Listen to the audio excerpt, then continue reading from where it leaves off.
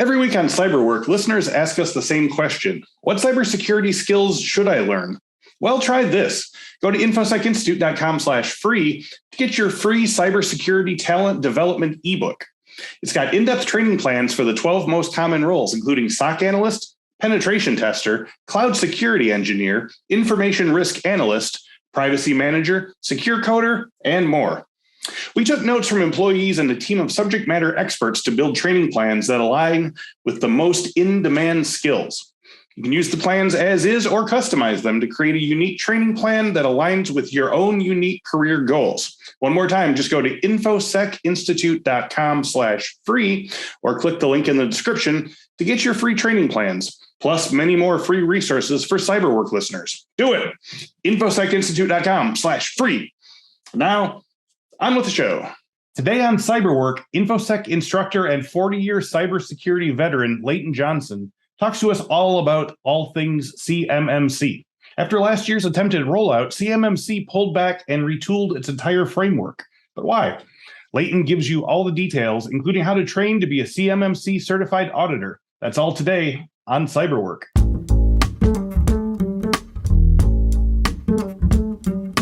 Welcome to this week's episode of the Cyberwork with Infosec podcast. Each week, we talk with a different industry thought leader about cybersecurity trends, the way those trends affect the work of Infosec professionals, while offering tips for breaking in or moving up the ladder in the cybersecurity industry. Leighton Johnson is the CTO and founder of ISFMT, the Information Security Forensics Management Team, a provider of computer security, forensics consulting, and certification training. He has presented computer security, cybersecurity, and forensics classes and seminars all over the United States and Europe. He has over 40 years experience in computer security, cybersecurity, software development, and communications, equipment, operation, and maintenance. So Leighton's primary focus areas include computer security, information operations and assurance, software system development lifecycle, focused on modeling and simulation systems, system engineering and integration activities, database administration, building process, and data modeling. He's also a longtime boot camp instructor with Infosec and has written material for our Infosec Skills platform. So last year, we presented an episode of Cyberwork that was all about CMMC, the compliance standard, and also the certification required by people who want to be CMMC auditors.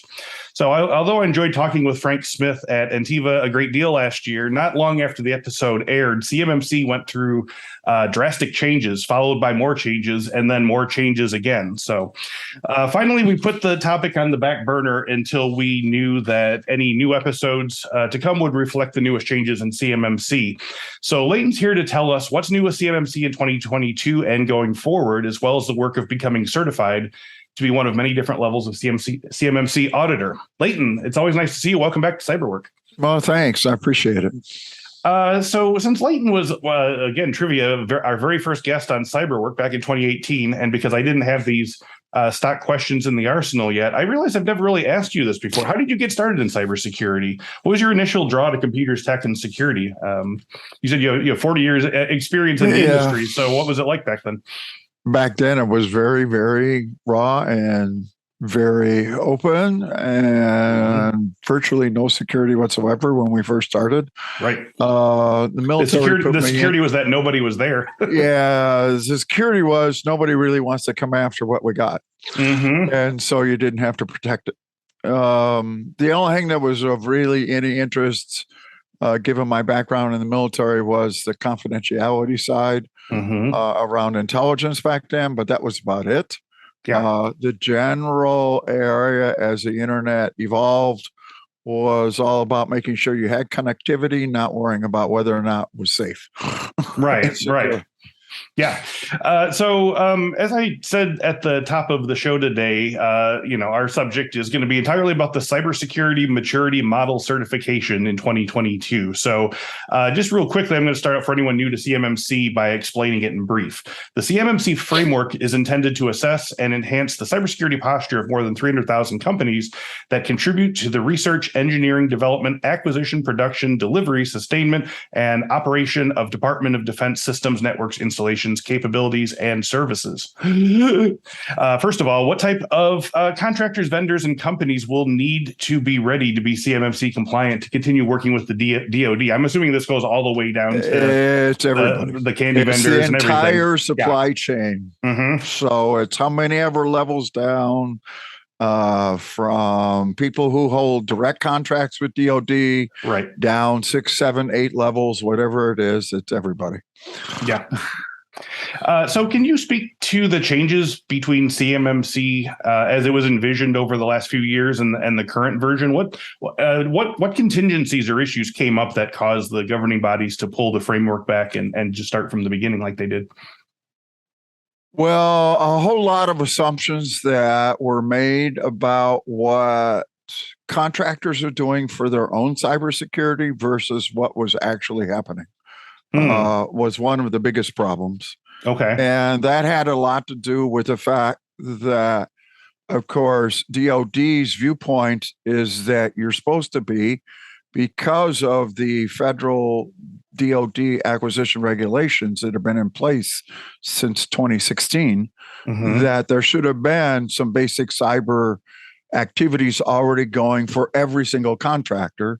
And then, as they actually found out, since the commercial world is not based on requirements, it's based on cost, that wasn't actually what was happening. Right. So they didn't understand kind of the scope of what this was meant to be. Not particularly. And in a lot of cases, they were saying, we didn't do this. We shouldn't have had to been able to do this. But if you go back and you look at both the federal acquisition regulations from 2016 and the defense federal acquisition regulations from 2017, they all said, well, yeah, you're supposed to have been doing this all along. And so there was a lot of gnashing of teeth and mechanisms around that. And, DoD has always had an extremely strong viewpoint about security and cybersecurity for its own components and its own activities. Sure. And so they basically just translated that over to the commercial world. And that's when the big disconnect was seen. Right. So, yeah, when I spoke about CMMC last year, there was seemingly a stopwatch hanging over the heads of contractors. There was a fairly short window to become CMMC compliant. So has that timeline been reset, or are we still under the sort of Damocles here? How long was the grace period? No, we're still under Damocles. I mean, it's still looking like at least all the documentation coming out of DoD is still saying somewhere between March and May, probably May next year, will be when they actually hit in the contract requirements that come out for everybody, which means, of course, the people who are the prime contractors on all of these contracts, plus all of their subs, all have to meet their requirements that go through those areas. It isn't really all that major an effort if you're only dealing with pure federal contract information and not any specific engineering requirements. That in and of itself is, just basic cyber hygiene things. Right. But it gets very complex, and there's not a whole lot of grace periods or any of that type of thing along with it when you start getting into, well, this is controlled information. It's unclassified, but it's controlled information of a variety of different types, technical, defense, privacy, whatever it might be. Right. You've got some work to do to make sure you're there before DoD will authorize anybody getting that information to build and support what they need in their contracts. Yeah, I think last year when things were starting to look uncertain about the sort of finalized version of this, we were trying to sound the alarm and say, like, even if they're still working on this, you should be working on getting compliant now. I mean, it's like the question of like getting your starting working on your class project, the night before or whatever. Like, just because it's not finalized yet doesn't mean you shouldn't start putting it together. So, a real quick thing to think about that. What has transpired is that those organizations who are volunteered to go through it already, the first thing that happens is the government asks them for their system security plan on a Monday morning, and they expect it to be delivered to them by Friday that same week. Wow. I mean, there is not it's a real pressure cooker. Yeah, you got to have it ahead of time, clearly. Yes. That type of thing. And you pretty much said this, but so the repercussion for not being CMMC compliant is that you're not going to be able to work with the DoD until you are. Is that right? That's basically it. You cannot get awarded a contract without having be CMMC compliant. Right. Yeah. There's no pay a fine, but keep going while you work on it or anything like that. Yeah. So the CMMC lays out several layers or levels of certification as both assessors and as instructors. And we know that organizations will be assessed by an assessor that is qualified at the level the org wants to achieve, and that it is up to the org to determine what level they would like to do before scheduling the assessment. So, but how does an organization decide such a thing? Can you describe what benefits or clearances are given to organizations being assessed at these different levels? Well, there's two levels. Okay. First one is what they call Federal Contract Information Level, or FCI level. That's level 1. Okay. And so that's basically information that's not public, okay, about the contract. Terms, conditions, schedule, stuff like that. Yes. All right. That's level 1. That's pretty much everybody. Everybody has to get a level 1. All right. Because they always put that in contract information wherever it comes, whenever you get a contract from DoD or their prime subcontractors, their prime contractors, I should say. The second level is the one that they call CUI level, or level 2, which is the controlled unclassified information. This is where the technical specification type things come in.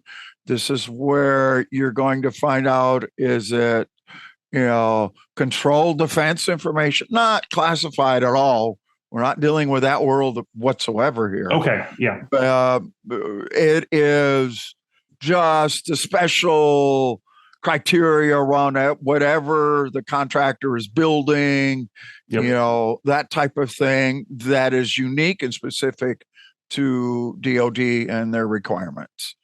This is, I've seen estimates go anywhere from 40% to 75% of all contracts will have that requirement. And that literally depends on the contract.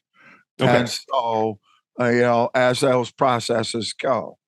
Now, as far as timing goes, they haven't really specified, other than to say it will start when the final federal regulation goes into play.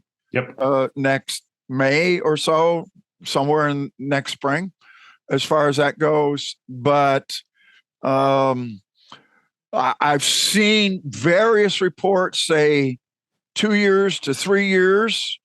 When it first came out, there was a 5-year window for everybody to get there, but they've compressed that because it's taken so long. And, we still have the problem. The problem's only getting worse. Yeah. It's not getting any better. Okay. Adversaries of the government are still stealing data. That hasn't slowed down. If anything, it's actually picked up. And so, timeframes are somewhat compressed when you look at what's the intent of this. It's to manage that sensitive information so it doesn't get into the hands of, the U.S. government adversaries. Right. And that's the point of it. Yeah. Now, you were careful to separate out unclassified, controlled information from classified information. Right. Is there sort of another version of CMMC that's for classified information higher up that we're not talking about right now, or is that controlled by its own? That program has been in play for 10 years or longer. Okay. Gotcha. So Leighton, it hasn't really had that. Okay. Okay. Your video froze up for a moment there, so I was just waiting, but okay. All right. So, Leighton, can you talk about the process of becoming a certified CMMC auditor? I mean, I know there's several levels. You said two of them, but like, what kind of material will you be learning about and mastering to ensure that you're able to successfully perform these crucial compliance audits? Number one, it's all based on NIST Special Publication 800-171.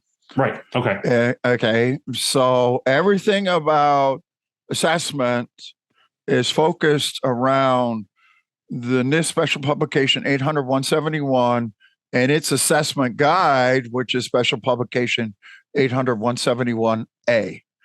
Now, DOD has produced on the CMMC website several guides that go along with those. Okay. But that's the core foundation source material that anybody needs to understand.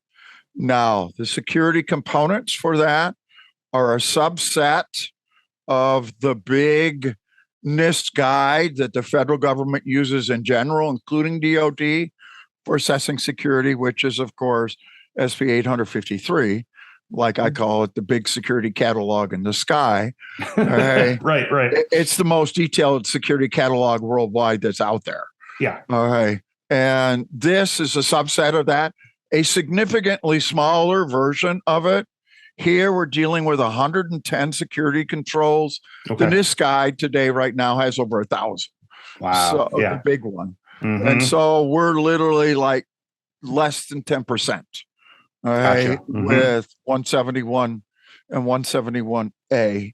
But those guides teach you what you have to do in order to do assessments in general in the federal space and specifically under CMMC, what kinds of mechanisms you have to look for, what are the specifications, what are the practices, what are the processes, Mm-hmm. and what proof do you need? Because this is assessment, okay, and those types of things, which is a nice way of saying an audit, but it is. Yep. And so it is still requires evidence, and all those types of things that you would expect in any assessment or audit anywhere. Right. Now, I have sort of a two-part question on this. So, we have, this very tight window coming up here for companies to get compliant by next March, April. And, I'm assuming that if you wanted to learn to become a CMMC auditor so you could do this kind of work, there's got to be a bit of a time limit on that. Now, if you wanted to start working on that now, I'm assuming that this is not, this particular job role, the CMMC auditor, is not going to go away after like May of 2023. It's not like no. We're it's an ongoing effort. First off, they only last for 3 years, and then you got to go through it again. Okay, Number one. Got it. Okay. As long as you have a federal contract with DOD, you're going to have to go through this every 3 years anyway. I see. Okay.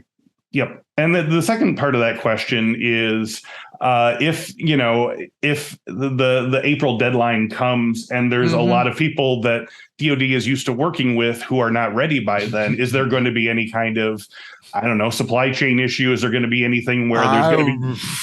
That's one of the big conundrums that DOD is trying to work through. Okay. Is what's going to happen. Yes. As they roll this out. Mm-hmm. That's part of the reason why they put in this pre-assessment upfront voluntary process right now, which started in the middle of August and started working with some of the major supply companies already and system integrator companies, those types of big ones already, because they knew it was going to take a while to go through all of this. All right. Now, there's limited time and limited resources to do these because right now there's only 156 assessors. Wow. That's it. Wow. That's interesting. It. Okay. And so they are the rebranded CMMC assessment organization is now called the Cyber Accreditation Board. Is called Cyber AB instead of what it used to be, the CMMC AB. which is the third-party nonprofit that's doing all the coordination for this. I see. Okay. They've instituted a whole new area around training and development for certified instructors as well as assessors for this process called CAICO. And they just put into play and authorized the first group of certified CMMC professionals, official professional. They're not provisional anymore. It's real. Okay. That just came out like 10 days ago. And so they're spinning it all up. They've got licensed training providers, of which Infosec Institute is one. They've got licensed publishing partners, of which Infosec Institute is one. As part of those processes to get everybody trained up that they're going to need. I mean, you're obviously going to have to talk thousands of participants in the ecosystem, not just hundreds, just because we are talking, 300,000 plus companies. Yes. Everybody's got to be at least a level 1 assessed. There is this self-assessment for level 1, but if you want to be a level 2, you got to go through level 1 to get to level 2. Yeah. And so everybody who's focused on becoming a level 2 and dealing with the technical data is going to have to go through both. And that's done by assessors and the assessment teams. Well, good. That makes me not feel bad that I asked you a bunch of questions about becoming a CMMC auditor, because clearly this is a job role that we're going to need. This is a job role that's going to be around for a while. This is a pound the alarm situation here. So I want to ask about, for people who are listening and might want to do this kind of thing, are there any cybersecurity career roles that have adjacent skills to CMMC auditors? So it seems like there could be some overlap in knowledge bases with people working in privacy or compliance or risk management. Oh, absolutely. I mean, there's multiple.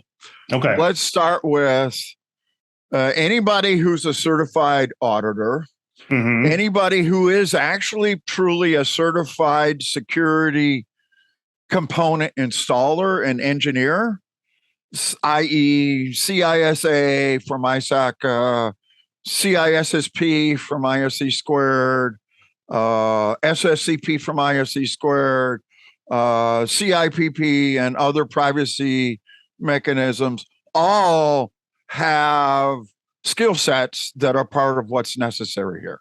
Yeah. So as they go through it, their only big thing they have to do is to be actually on an assessment team is be a CCP, which is the core foundational, just understand what is CMMC with their technical backgrounds in other areas. Yep. All right. That type of thing. And that's what we work them through is just, all right, you take your foundational information and then apply it to this particular framework. Right. This is very much a theme and variations kind of thing. Like if you already know the music, then we're just doing... You already know the music. Now is just, is it Baroque or, whatever, exactly. Is it Bach? Is it Beethoven? Whatever. A lot of intervals this time around or not. Yes. Exactly. So going to the organization side of things, if you're an organization that's worked with the DoD in the past and, I know you shouldn't be feeling a bit flat-footed because you've known about this for years, but somehow a lot of people are. So where do you begin in terms of making an evaluation of your organization's needs? Number one, go to FAR, Federal Acquisition Regulation 52.204-21. You will find 15 different basic cyber hygiene criteria. Okay. In that regulation. That's level 1. Okay. Great. Yep. Okay. You start there. Okay. Yeah. Then the first thing you do after that is write it all down. There is a template out there along with on NIST's website that goes with SP 800-171. It's called a system security plan. And you fill it in and determine what areas you're missing. and then you got your plan on what you got to go forward for. Right. Is it self description? No. Does it require some understanding? Yes. Does it require people to get some sort of security person in to help? Probably. Okay. You go through this in a commercial world every time you get a SOC 2 review, or you get an ISO 27000 audit, or any of those types of. It's the same type of scenario there, but it's more focused in just this area. And so in this particular area, really all you're focusing on is the information around what's on those specific contracts. All right. So it's a little bit more of a subset than you would be if you were doing a full-fledged, ISO audit or SOC 2 review or any of those types of things, Right. But it's focused. But I also imagine that having this in the pocket would put you on a good footing for being ready for those bigger ones. It'll put you way down the road ready for the others. Yes. Okay, good. And you only actually have to do it once because the reviews are designed around looking at what you currently have. So if you've done it under one, then that becomes just translatable to the other as part of those efforts too. Yeah. But you do have to look at it. There are differences, obviously, between any of them. Having done them all, I can tell you, there are differences. Sure. But, you do look at what they are and where they come into play. In terms of the people who are going to be doing these assessments, I'm sure it depends on the size of the organization, but is there a benefit to having sort of in-house, like your people in your own security staff be the CMMC auditors, or is this going to be always a thing where you're going to have someone from outside come in to evaluate your system? Is this more of a freelance role where you're going from company to company to company? No, it's not. Okay. The system is set up that there's only specified organizations that can do third-party reviews and assessments. Okay. They're called C3PAOs, or Certified Third-Party Assessor Organizations. That's it. However, the entire system is set around the fact that a CMMC-certified professional, a certified CMMC professional, CCP, can be an employee of the company. All right. And that's who your subject matter expertise would come from internal as far as those efforts. And so part of that whole scenario is allow them to have that. There are additional parts of the CMMC ecosystem that provides gap analysis and pre-assessment reviews and those types of things.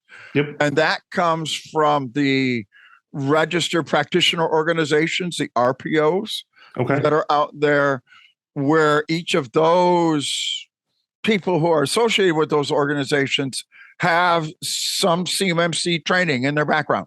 And therefore, they can understand what the needs are in general organizations. Now, different organizations would want to do it different ways. I've seen both so far already. Okay. Right. Some organizations who have CCPs on staff, other ones who have RPs or registered practitioners on staff, those types of things to help them work through what are the cyber requirements, what are the security requirements, those standard things, so that they can understand all the classic technical cyber speak that's out there, like multi-factor authentication and all that kinds of firewalls and all the rest of that. All the rest of it. Yeah. Now sort of spinning out from there, if maybe this is an improbable thing, but if you sort of start your career doing these kinds of assessments, are there other job roles or career types that would benefit from the knowledge gained from studying for CMMC certification? Number one, risk management and how it works. Yes. Okay, good. So C-risk and risk management and all those come into play. Obviously, generalized information system auditing. Yep. Okay. Like CISA and CAP and ISC squared. There's a variety of professional certifications where this type of background fits exactly with them. Not only coming in, but also going out and using it. Yeah. Okay. Because a certified authorization professional, a CAP, for example, does this, but uses the big catalog to do their efforts, 853, rather than the 800-171 limited focus one. Right. That type of thing. So yeah, there's it goes back and forth both ways. I imagine like if you were to get into things like data privacy and sort of, data and privacy frameworks and things like that, this all sort of slots in kind of nicely with that as well. Yes, it does. And a lot of it is because NIST is the source for all of these mechanisms, and NIST has built the U.S. government's cybersecurity framework, risk management framework, and privacy framework, all three of them. Okay. And so they're all built to correlate with each other. Right. Okay. That type of thing. So it certainly works that way. And so you can take information from any one of them and apply it in other areas. I won't say you don't have to study to get them, but but they are correlated. Okay. And so that does work together. So for our listeners who aren't currently working in defense or federal jobs that would intersect with CMMC, but are considering it now, how do you kind of get on the map for these? Obviously, there's experiences that would be more desirable for landing an interview, but I think we also, when we talk to people in like the live settings, they always get like, well, how do I get a security clearance and all this kind of stuff? And that seems like an impossible sort of bridge to them. Like, how do you sort of get your foot in the door in that world that lets you sort of? Well, there's a couple of things under CMMC that help. Number one, you don't need to have a DoD security clearance. Yes, because it's not classified. Right. So you don't have to worry about that part. Do you have to get a background check? Yes, because you are dealing with information that the U.S. government is entrusting to you. Right. But you don't need a clearance, any of those types of things. Yeah. As far as those goes. Number two, experience in cyber itself, whatever level gets you in the door initially. Okay. For example, the new ISC squared CC certified cybersecurity one, which is brand new and doesn't require any experience in order to get. Yes. Is a great place to start. Yeah. I mean, we are talking cybersecurity here anyway, and that's a fantastic one to start with. Okay. And at least until March of next year, it's going to be free. Okay. Oh, also good to know. You heard it here first. So that's part of their whole thing that they did with the White House a month and a half ago, was that they were going to give away 1 million of these certifications for free. Yeah. Oh, yeah. So that's a pretty aggressive hope to sort of ramp things up, I imagine. It's ISC squared knows what's happening, just like the other major security bodies out there. They see it. It's not like they don't know that we're 1.5 million people short and all the rest of that. Worth making the investment for it. Absolutely. Absolutely. All right. So as we wrap up today, Leighton, can you tell our listeners about some of the boot camps you teach and InfoSec skills paths that you've created, so you can where should they get started? What are some of your favorites? I have been teaching for InfoSec for over 13 years, 14 years, something like that. Sounds right. Yep. I wrote all the original courseware and delivered it for CAP, for C-Risk, for CISA, all those types of things. For InfoSec Institute, I've taught pretty much all of ISACA certifications and most all of ISC Square certifications, at least all the ones that I hold. Right. I've taught for InfoSec Institute. As far as that goes, I've focused on some of the more advanced ones over the years. So I teach, developed and teach and have videos available around, ISSAP, ISSEP. Oh, yeah. For Infosec Institute. I still get people who ask me questions about those videos. Oh, today. Cool. Yeah. And I still occasionally, like once or twice a month, get somebody who asks me questions about some of those videos. Yep. As far as that. So that type of thing, as part of those processes. All right. Well, yeah, if you spin the wheel, the chances are 50-50 you're going to find a Leighton class in there somewhere. Absolutely. So, also, I don't know if you'd like to tell us more about ISFMT and let our listeners know more about it and where they can get involved? Sure. Well, ISFMT is my boutique cybersecurity company I started in 2007. Okay. When I got done being the regional CIO at Lockheed Martin. Mm-hmm. I walked out the door on Friday and started my own company on Monday. Okay. Yep.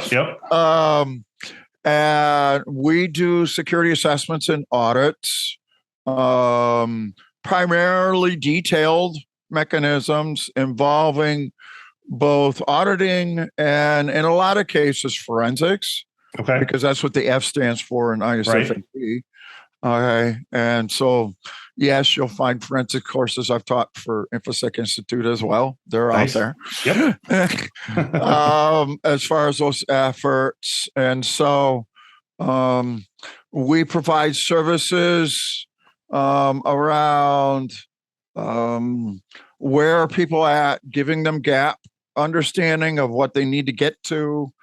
I have a series of subject matter experts in a wide range of areas that I basically hand selected over the years to assist in these efforts as we go through looking at all of the different areas. Cybersecurity is a huge field. Yeah. And it's a subset field of information security because you still got all the stuff in paper and you still got all the stuff in video and you still got all the stuff in audio and all the rest of that you got to deal with. That's right. Even beyond that. Yeah. So, and we go through and we assess and we review. We provide gap analyses. We provide advice. If they need an official audit, well, we can do that too, because we've got upwards in the neighborhood of 40 professional certifications that are supported by our organization that goes through these things. And pretty much all of the major audit ones worldwide are available. 27,000, 31,000 for international, COVID, and for ISACA, and all the rest of them for all these others, CISA, clearly, all sorts of them. One last question for all the marbles. Sure. If CyberWork listeners want to learn more about ISFMT or Leighton Johnson, where should they start looking online? What are your handles? www.isfmt.com. Great. Find me on LinkedIn. That's the only social media I go on. Okay. And I'm there. You'll know it's the right place when you see my name and a couple of credentials after my name. You got the right one. You got the right one. Leighton Johnson, thank you for your time and the great conversation. It's always a pleasure to talk to you. Absolutely, Chris. I always enjoy these. Thanks. And as always, I'd like to thank all of you who are listening to and watching the CyberWork podcast on a largest scale ever. 2022 has blown through all of our stretch goals and all our hopes and expectations. So we are delighted to have you all along for the ride. These days, we want you to all go to infosecinstitute.com/free, because that's where you get started with your free cybersecurity talent development ebook. It's got in-depth training plans for the 12 most common roles, including SOC analyst, penetration tester, cloud security engineer, information risk analyst, privacy manager, secure coder, and more. So one more time, that's infosecinstitute.com/free, or click the link in the description, I assume is below me right here, to get your free training plans, plus many more free resources for CyberWork listeners. Do it. infosecinstitute.com/free. Thank you very much once again to Leighton Johnson, and thank you all so much for watching and listening, and we'll speak to you next week.